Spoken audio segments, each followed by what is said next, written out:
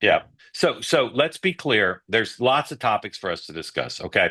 One is the speakership. One is what happens next year. But let's start with what's going to happen because there are people on here. Part of the point of the morning meeting at a two-way is to try to have conversations you're not going to hear anywhere else. And and part of what we're trying to do here is to give you insight into, from a practical matter, is there going to be a shutdown? And not just winners and losers from a political sense, but is government going to function? So here is Congressman Dan Muser of Pennsylvania, Republican, on Fox Business this morning, talking to Maria about his sense of what happened. Congressman, wow, what a what a Wednesday yesterday. How would you assess just another day in paradise, Maria? Yeah, exactly. Tell us what happened.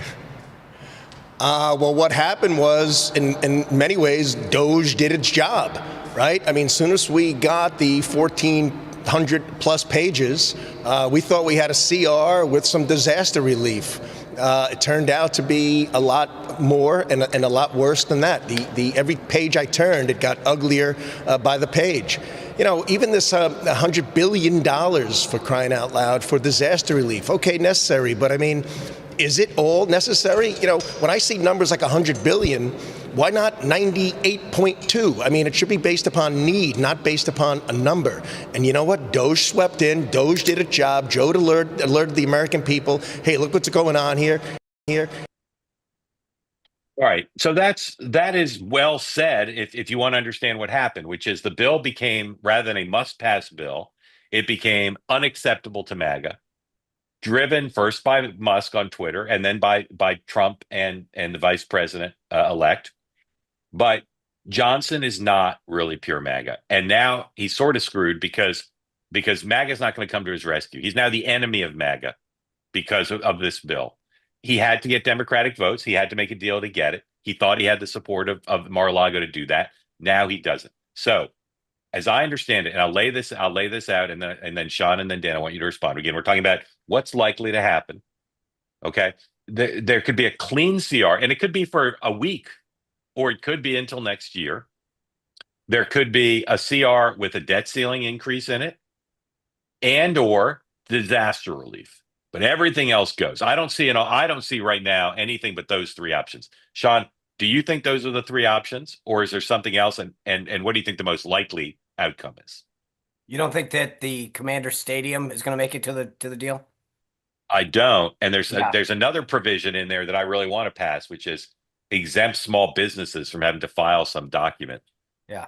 Oh, that I don't want to have to file. I know. Actually, thanks for reminding. I'm going to make a note. I forgot about that. Yeah. Yeah.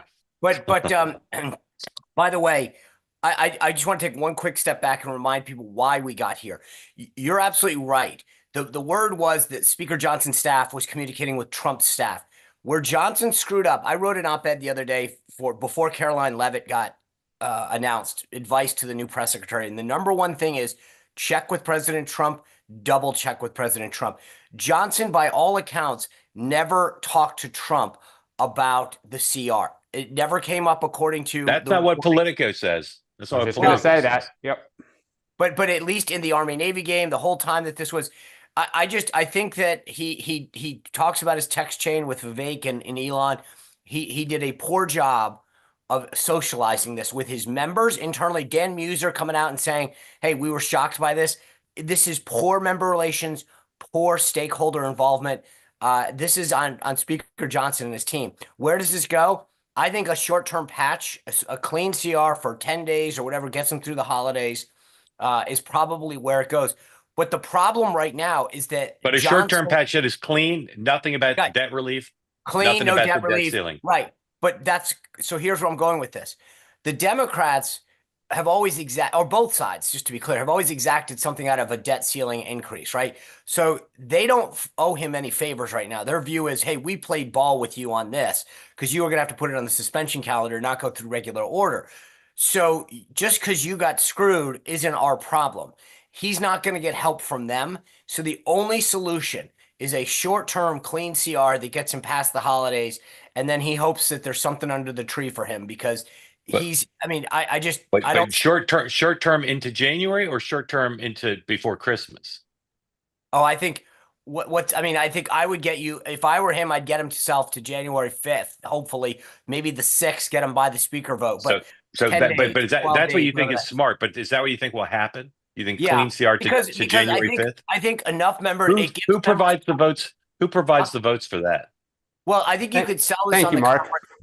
You could sell them on the conference. You could sell the conference on the fact that it gets us by, it doesn't change anything, and we can have like. But what if Democrats refuse to vote for that? Well, I think that's an easier sell. Republicans are 1 for like 99 when it comes to shutdowns.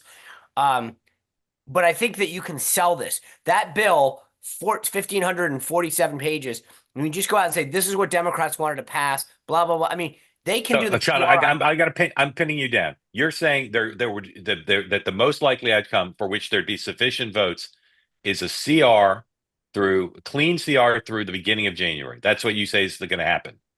I think that's the only path forward. I don't, and you may actually still get a shutdown. And how many Democrats in the House vote for that? I think the first time it goes down. I don't think it passes right away. I think but then you can't bring the same thing back. Yes, you can. Absolutely. Okay, well you can, but it wouldn't work. Dan, Yes, what's going to happen? I think once there's a shutdown, then you go, then it becomes the blame game, and then the question is who wins and who loses. And if Republicans can actually get their act together and say, we are not going to pass a 1,547-page bill. Yeah. Either you're with us or not. But what about well, but I think, Trump's, hold on, for 15 years, that last sentence is the key. If Republicans get their act together, and the challenge for the Republican Party, as has been for over a decade, is the no caucus and the no industrial complex that Elon Musk has jumped into now. Oh, he's the leader of the band.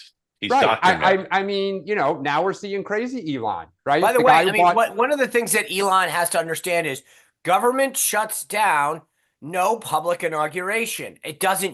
Government doesn't supports things, right? So you have to have a realization about what that means, because Elon said no bills should pass until Trump is in. Okay, well, that's what reality is.